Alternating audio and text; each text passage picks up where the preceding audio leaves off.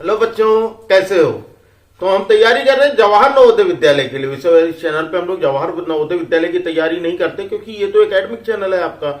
यहाँ पर हम लोग क्लास 6 to 10 की मैथ्स पढ़ते हैं और दूसरी चीज कॉम्पिटिटिव एग्जाम्स के बारे में हम लोग जानकारी लेते हैं। लेकिन आज की वीडियो में, क्योंकि काफी सारे बच्चे ऐसे हैं जो कि जवाहर नवोदय विद्यालय के बारे में जानना चाहते हैं और उनका एग्जाम भी बहुत ही नजदीक है, केवल आपके पास 2 महीने का समय बचा है। तो आज इस वीडियो में मैं आपको बताऊंगा कि किस तरह से आप तैयारी करो कि आपका 2 महीने में अच्छी खासी तैयारी हो जाए और आप जवाहर नवोदय विद्यालय में पढ़ पाओ। ठीक है, आप वीडियो को पूरी देखिएगा। वीडियो अच्छी लगेगी तो वीडियो को लाइक कर दीजिएगा और चैनल को सब्सक्राइब करने का एक और भी रीजन है, आगे बताता हूं, बस वीडियो देखते रहना। देखो, आप सभी के पास ये बुक होगी, ठीक है, आर्यन पब्लिकेशन की बुक होगी आप सभी के पास, चाहे वो पिछले साल की हो या इस साल की हो या उसके पहले साल की हो। तो ये मायने नहीं रखता कि आपके पास कौन सी बुक है। तो अगर आपके पास बुक है तो ये बुक आपका सिलेक्शन करा सकती है, या फिर यही बुक नहीं, कोई सी भी बुक हो आपके पास, जवाहर नवोदय विद्यालय के लिए कोई एक बुक होनी चाहिए जो कि आप तैयारी कर रहे हो, जिससे आप क्वेश्चन सॉल्व कर रहे हो। काफी सारे बच्चे ऐसे हैं जिन्होंने अपने मम्मी पापा, चाचा चाची, मामी मामा से कहकर बुक तो मंगवा ली है, लेकिन उसको पढ़ना नहीं चाहते। क्यों नहीं पढ़ना चाहते? क्योंकि उनको पढ़ने का तरीका ही नहीं पता कि किस तरह से हम इस बुक को 2 महीने में, केवल 2 महीने में हम खत्म कर सकते हैं। आज की वीडियो में हम लोग इसी बारे में जानेंगे कि इस बुक से तैयारी करके, और इसके साथ लगेगी हमारी स्कूल की बुक, जो भी हम स्कूल में पढ़ रहे हैं उस बुक के। तो आ जाओ सीधा बोर्ड पे, मैं आपको बताता हूं कि किस तरह से आपको ये बुक पढ़नी है। वैसे भी करोगे क्या मेरा थोबड़ा देखकर। चलो आ गए भाई बोर्ड पर। अब देखो, यहां पर आप लोगों के लिए, जैसा कि आप सभी को पता है कि जवाहर नवोदय विद्यालय में जो एनवीएस क्लास 9 का जो एग्जाम होता है, उसमें आपके कुल 100 क्वेश्चंस होते हैं। कितने? 100 क्वेश्चंस। और जो आपको टाइम मिलता है इन 100 क्वेश्चन को करने का, जो आपको टाइम मिलता है, वो टाइम मिलता है आपको 2 आवर एंड 30 मिनट्स का। मतलब इतने टाइम में आपको करना है। अब सोचोगे क्या क्या चीजें आती हैं, तो भाई आपका जो मैथमेटिक्स है, मैथ्स यानी कि गणित, भाई सबसे बड़ा बवाल तो आपका यही है, ठीक है ना, गणित। तो गणित में आपके टोटल 35 क्वेश्चंस होंगे, जो कि 35 मार्क्स के होंगे। उसके बाद आपका सेकंड इंपॉर्टेंट टाइप है साइंस, यानी कि क्या है भाई, विज्ञान कहते हैं ना, तो साइंस यानी हो गया विज्ञान। तो विज्ञान के आपके भी 35 क्वेश्चन, यानी सबसे बड़े यही 2 होते हैं। उसके बाद आपका हिंदी व्याकरण, जिसे हिंदी व्याकरण, ठीक है, हिंदी व्याकरण में आपके कुल केवल और केवल 15 क्वेश्चन। और वही चीज आपका इंग्लिश ग्रामर में, चौथा जो आपका सब्जेक्ट होता है वो होता है इंग्लिश ग्रामर, यानी कि अंग्रेजी। इसके भी आपके 15 क्वेश्चन होते हैं। देखो, काफी सारे बच्चे, अरे ये तो 15 है, तो इसको अंडर एस्टिमेट नहीं करना, क्योंकि बहुत ही इंपॉर्टेंट है। काफी सारे बच्चे मैथ्स और साइंस तो पढ़ रहे हैं, लेकिन हिंदी और इंग्लिश को अंडर एस्टिमेट कर रहे हैं। एक चीज मैं आपको बता देना चाहता हूं कि भाई यहाँ पर जो आपके तैयारी करने का तरीका है, जैसे आपने चैप्टर्स अपने डिवाइड कर लिए, कौन कौन से चैप्टर्स हैं ये देख लो, ठीक है। तो मैथ्स में मान लेते हैं कि आपके टोटल 15 चैप्टर हैं। साइंस में आपके मान लेते हैं तकरीबन 15 चैप्टर, मतलब मान लेते हैं हम, ऐसा नहीं कह रहा हूं कि आपके 15 चैप्टर्स ही हैं, ठीक है। हिंदी और इंग्लिश में मान लो कि टोटल आपके 12 एंड 12 चैप्टर्स हैं। ऐसे आपके चैप्टर्स हैं। तो इनसे आपको इंपॉर्टेंट चैप्टर्स के बारे में देखना है सबसे पहले, कि कौन कौन से प्रीवियस ईयर के आप पेपर्स देखो, और उन पेपर से आप ये आइडेंटिफाई करो कि कौन से ऐसे टॉपिक्स थे, कौन से ऐसे चैप्टर्स थे जिनसे आपके एग्जाम में ज्यादा क्वेश्चन मिले हैं। सबसे पहले तो आप इतना होमवर्क है आपका कि आप इतना आप खुद से ट्राई करो, और कोई प्रीवियस ईयर मतलब पिछले साल का ही पेपर उठा लो, जो कि 22 में जो पेपर हुआ था या 23 में जो पेपर हुआ था। अगर आपके पास वो बुक होगी तो बुक में भी ऑलरेडी पेपर दिया, तो आप पेपर को पढ़ो, मतलब सॉल्व नहीं करना, पेपर को पढ़ना। और पेपर को पढ़ने के बाद आप ये देखना कि कितने क्वेश्चन आपके किस टॉपिक से आए थे, तो उन टॉपिक्स को आप पहले तैयार कर लो, ठीक है। जितने भी इसमें, अगर आप अभी आपके पास 2 महीने का टाइम है, 2 महीने में आप एक काम कर सकते हो कि 2 महीने में आप पूरा का पूरा तो नहीं पढ़ पाओगे, ये तो गारंटी है कि अगर आप मैथ लगाओ, क्योंकि आप इतना 7 घंटे 8 घंटे तो आप नहीं पढ़ोगे। तो आप जो इसके मैथ्स के जितने भी बेसिक कॉन्सेप्ट हैं, ठीक है, जितने भी बेसिक कॉन्सेप्ट हैं उनको क्लियर कीजिए। आप इस स्कूल की बुक से साइंस के हर चैप्टर्स की केवल रीडिंग लगा लीजिए, ठीक है, रीडिंग। आप क्या करो कि रोज एक चैप्टर रीड कर दो, रोज एक चैप्टर। तो मतलब पहले अगर मान लो 15 चैप्टर हैं तो पहले 15 दिन में पूरे चैप्टर रिव्यू हो जाएंगे, उसके 15 दिन में फिर हो जाएंगे, फिर अगले, यानी कहने का मतलब यह है कि 2 महीने में 4 बार आप साइंस की बुक रीड कर लोगे। पहली बार तो आपका केवल ओके ओके रहेगा, आप रीड कर लोगे। सेकंड बार जब आप रीड करोगे ना वही चैप्टर, तो आपको याद आएगा यार मैंने पिछली बार ये टॉपिक पढ़ा था और इसमें ये चीजें थी। तीसरी बार जब आप पढ़ोगे तो तीसरी बार में आपको समझ में आ जाएगा कि जो दूसरी बार में जो चीजें छूट गई थी, जो नहीं याद आ रही थी, वो तीसरी बार में, थर्ड टाइम में आपका याद आने लगा। और फोर्थ टाइम जब आप पढ़ने बैठोगे ना तो आप ये देखोगे जादू कि फोर्थ टाइम में आपको केवल और केवल अपनी आंखें ही चलानी रहेंगी, बाकी बुक अपने आप दिमाग में चलती रहेगी। तो ये साइंस पढ़ने का तरीका है कि आप 2 महीनों में ये साइंस, लेकिन भाई कंडीशन है कि रोज आपको एक चैप्टर डेली पढ़ना है अपनी बुक से। केवल आपको पढ़ना है, समझना वगैरह कुछ नहीं है, बस समझ लेना कि आपके पास बिल्कुल भी दिमाग नहीं है। केवल आपको क्या करना है, रीडिंग लगाती रहनी है, रीडिंग लगाते रहना, कंप्लीट हो जाएगा।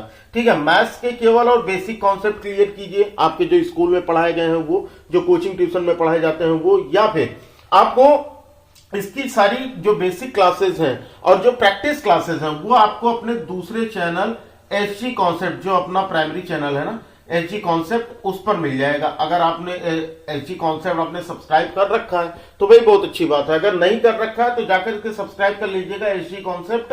वो जो चैनल है वहां पर प्योर नवोदय की क्लासेस मिलती हैं। ठीक है, उसके बाद हिंदी और इंग्लिश में ये थोड़ा सा ग्रामर समझना थोड़ा सा मुश्किल होता है। सीबीएसई बोर्ड के लिए, जो कि दिल्ली बोर्ड से जो बच्चे हैं, उनके लिए हिंदी ग्रामर उतना ज्यादा नहीं पढ़ाया जाता और इंग्लिश ग्रामर भी उनको उतनी ज्यादा नहीं पढ़ाई जाती। यूपी बोर्ड के बच्चों के लिए तो फिर भी, यूपी बिहार के बोर्ड के जो बच्चे हैं उनको तो स्कूल में ये दोनों चीजें थोड़ी बहुत पढ़ाई भी जाती हैं, लेकिन सीबीएसई एनसीईआरटी वालों को बहुत ही कम है ना, उनका सिलेबस भी बहुत कम होता है। तो इसकी तैयारी, इसके लिए भाई समझना जरूरी है। क्यों समझना जरूरी है? क्योंकि आपका जो कट ऑफ बनेगा ना वो आपका मैथ्स प्लस साइंस और प्लस इन दोनों में से कोई एक सब्जेक्ट, इन दोनों में से कोई एक, यानी हिंदी और इंग्लिश में से उसी के नंबर जोड़े जाएंगे जिसके मार्क्स आपके ज्यादा होंगे। हिंदी और इंग्लिश दोनों नहीं जुड़ते, ठीक है, हिंदी और इंग्लिश में से एक ही जुड़ेगा जिसके मार्क्स आपके ज्यादा हों। ऐसा क्यों होता है? क्योंकि बहुत सारे ऐसे बच्चे हैं जो कि हिंदी लैंग्वेज नहीं उतना ज्यादा पढ़ते, या फिर वो हिंदी भाषी क्षेत्र से नहीं है, यानी उनके स्टेट में हिंदी बोली नहीं जाती, तो वो इंग्लिश उनके लिए इंपॉर्टेंट हो जाता है। और जो हमारे यहाँ यूपी और बिहार के बच्चे हैं उनके लिए इंग्लिश उतना ज्यादा नहीं इंपॉर्टेंट रखता, तो इसलिए उनके लिए हिंदी, यानी इन दोनों में से केवल एक ही आपका मेरिट में जोड़ा जाएगा। ठीक है, यानी ओवरऑल आपकी केवल 3 सब्जेक्ट से ही मेरिट बनेगा। ठीक है, मैथ, साइंस और हिंदी या फिर इंग्लिश, केवल एक ही। लेकिन हमको क्या करना बाबू, हमको पेपर का लेवल नहीं पता कि भाई इस बार 2024 में पेपर का लेवल क्या होगा, कौन सी चीज कठिन आएगी, कौन सा टफ होगा, हिंदी टफ होगी या इंग्लिश टफ होगा। तो हम तैयारी दोनों के लिए इक्वल करेंगे, दोनों के लिए इक्वल तैयारी करेंगे। और क्योंकि ये छोटे छोटे से टॉपिक्स हैं, बहुत ज्यादा ये प्रॉब्लम नहीं क्रिएट करते, आप थोड़ा सा भी समझोगे तो आपको समझ में आ जाएगा। ठीक है, तो ये हिंदी और इंग्लिश दोनों में हम कोशिश करेंगे कि भाई हमारे 15 क्वेश्चंस आते हैं और हम कोशिश करेंगे कि लगभग 14 to 15 क्वेश्चन हम इसमें से सही कर ले जाएं। ठीक है, ये चीज अब इसकी तैयारी के लिए भाई ये रीडिंग करके आपको चीजें तो आप याद कर सकते हो, जैसे कि मुहावरे हैं, लोकोक्तियां हैं, है ना, विलोम है, हिंदी में विलोम शब्द है, पर्यायवाची हैं, ये चीजें तो आप वाक्यांशों के लिए एक शब्द है, ये तो आप खुद पढ़ सकते हो। तो यानी 3-4 चैप्टर अगर निकाल दो तो इसमें से आपकी हिंदी में केवल आपके 7 से 8 चैप्टर व्याकरण वाले बचते हैं जो कि आपको पढ़ना है। ठीक है, उसमें भी आपका पैसेज वाला हो गया जो गद्यांश होता है, ठीक है, कि उसमें से पढ़िए और उसमें 5 क्वेश्चन रहेंगे, उसी गद्यांश से आपको आंसर ढूंढ के निकालना रहेगा। तो वो सारे इजी टॉपिक्स हैं। यही सेम चीज इंग्लिश में भी आता है। इंग्लिश में आपको एंटोनिम, सिनोनिम, ठीक है, proverbs, idiom, phrases, one word substitution और साथ में कंप्रिहेंशन, ये तो आपके लिए खुद। तो सेम टॉपिक इसका भी है कि इसमें भी आपके ग्रामर के केवल 6 से 7 या 7 से 8 चैप्टर ही इसमें भी पढ़ रहे हैं। तो यानी है आपका टॉपिक छोटा, थोड़ी सी जरूरत है इसमें प्रैक्टिस की। तो पहले तो इसमें आपको बेसिक पढ़ना पड़ेगा। अच्छा, बेसिक पढ़ने के लिए फिर आप कहोगे सर कैसे हम नवोदय लेवल का हम बेसिक हम इसमें पढ़ सकते हैं, जिससे कि हमारा मतलब ये भी ना हो कि बहुत ज्यादा बड़े बड़े यूट्यूबर्स की वीडियो खोल ले रहे हो और देख रहे हो कि वो एक टॉपिक पढ़ा रहा है, एक हफ्ते एक एक टॉपिक चल रहा है। तो आपको ऐसे नहीं पढ़ना है, आपको ऐसे क्लासेस अटेंड करनी है जो कि आपका 45 से 30 मिनट में, 30 से 45 या मैक्सिमम 1 घंटे में आपका वो चैप्टर क्लियर कर दे। तो भाई इसी पर्पस को लेके आपका इस पढ़ लिया चैनल पर जो ये अपना जहां पर आप वीडियो देख रहे हो ना, इस पर देखो नीचे सब्सक्राइब का बटन है, दबा लेना। क्यों?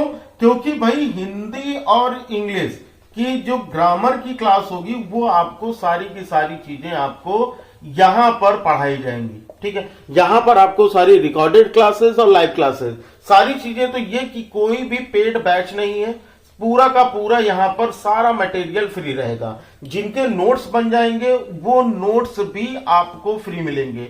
वो नोट्स कहां पर मिलेंगे आपको? टेलीग्राम का लिंक डिस्क्रिप्शन में दिया गया है। ठीक है, टेलीग्राम का लिंक, आप टेलीग्राम ज्वाइन कर लो, या फिर व्हाट्सएप का लिंक दिया गया है, व्हाट्सएप को भी ज्वाइन कर लेना। बाकी मैथ्स और इंग्लिश के, मैथ्स और साइंस के लिए आपके लिए जो दूसरा चैनल है अपना एसजी कॉन्सेप्ट, मतलब ये दूसरा नहीं है, ये अपना प्राइमरी चैनल है जवाहर नवोदय विद्यालय के लिए।